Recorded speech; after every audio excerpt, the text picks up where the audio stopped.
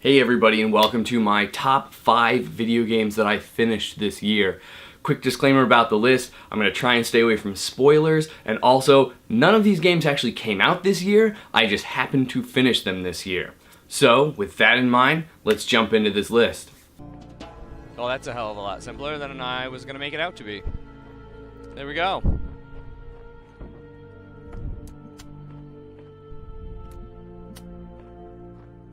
Put that there, and then we go get our puzzle piece. Boom! Coming in at number 5 on the list is a game that I've wanted to play for some time. In fact, I started playing it when it came out a couple years ago, but I never got around to finishing it until I actually sat down and gave myself the permission to just go. This game gives you all the puzzle solving that you need. It gives you everything that you need right away. It just is up to you to think around corners, literally. I didn't use any of the cheat strats or anything like that I've seen on speedruns. With all the extra story tidbits in it, it's just a really solid game. All of the extra philosophical writings, everything else in the computer monitors. If you haven't played through this game and checked out all of the writing that accompanies it, you really need to go back and do that. I still see her everywhere, even on these rain-soaked islands. Yeah, in the fog. Alright. Number 4 game on this list is Spate. It's a really small game. You may not have played it. I picked it up a while ago, but haven't played it until now because I really liked the idea of what the game was about. This game, it doesn't really tell you what to expect going in. This is a really entertaining game, if relatively simple, about a father who is going on a physical quest to try and bring some closure to a relationship that happened in his life. I won't go any further than that. You'll have to play the game to get the full sense of it, but I would really recommend it. It's relatively short, and it's just, the mechanics are on point. It actually has a use of alcohol, not the fact that there's just alcohol in the game. So I think that that's a really great thing that the developer was able to do. I have legs. Holy...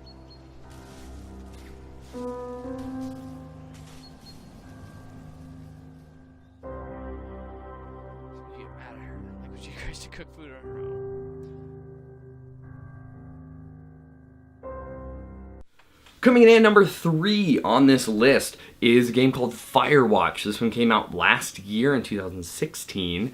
It's a story-focused game. So the idea of the game is you are a fire watcher and there's somebody who's talking to you on a walkie-talkie and you have to go investigate all these things that are happening in the park. A lot of people do like tutorial missions or exposition dumps and things like that. This game actually sucks you in from the very start. It really makes you feel for the character. It really makes you, it informs all of the decisions that you make from that point. I found myself during this playthrough really going back and saying, oh, but what I said in the character development is this. So, if you're into role-playing games, this game is all about story. It's all about choices and conversations and interactions that you have with the unseen guide. There was also a free-range mode that I didn't touch, but I would definitely recommend it if you like stories in your game. This game has a story that's worth hearing. Would definitely go check that out. I'll climb down there and get you! No, don't do it. No! It's too dangerous!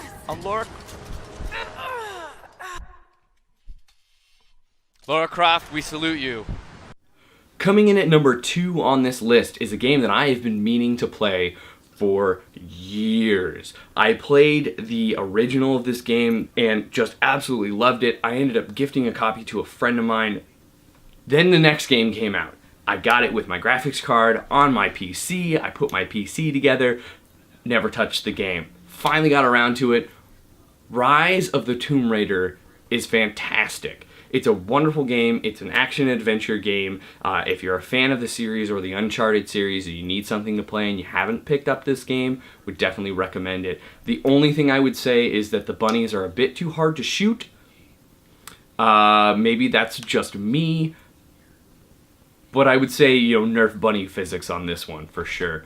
The story is pretty good. It's pretty solid. It brings in some characters that you did know, some characters you don't know. It does a really good meshing of the familiar and the unknown, as I feel like that's the bread and butter of the Tomb Raider series. Would say go check it out. This is one of the games that I 100%ed, so I would definitely recommend it. One of my top games of the year. If you haven't checked it out, go check it out. Number 2 on this list, once again, Rise of the Tomb Raider. Yeah, so the gimmick with this game, I believe, is that it's all on one controller, but each side is one character. The number 1 game on this list. This game, holy moly. First of all, the controls in this game are ridiculous. This game makes you control one son with the right side of your controller and one son with the left side of your controller. And that control scheme, especially to start with, is really confusing. The game is relatively short, just a few hours long, but after staying with it and playing it, the controls really become second nature, which hits even harder when the controls change. If you haven't played this game, go pick it up and play it. It's worth the 4 hours. There are so many points in this game that deserve attention. The control scheme becomes second nature, which is ridiculous considering what the control scheme is. The story is delivered with no words, ever. They all speak in a gibberish language, and yet still somehow you're really invested in what's going on. And then there's a certain point in the game where it changes, and I came really close to crying on this one. And it wasn't specifically because of the narrative that was being told, it was how you experience it. I could even spoil it for you right now, and you still wouldn't get the full impact of it unless you actually go and play this game. This game made me laugh legitimately out loud. It made me almost cry. It was really fun to play. The mechanics were so different that it kept me engaged throughout the entirety of the game, and there are moments that just hit hard. So if you're looking for one game to play this year and you haven't played Brothers: A Tale of Two Sons, go play this game and then let me know about it in the comments below. Thank you everybody for watching. I really appreciate it. If you have any comments or suggestions for videos in the future, leave them in the comments below, or you can hit me up on Twitter or any of the social medias. I will catch you guys later. Have a wonderful week. Peace.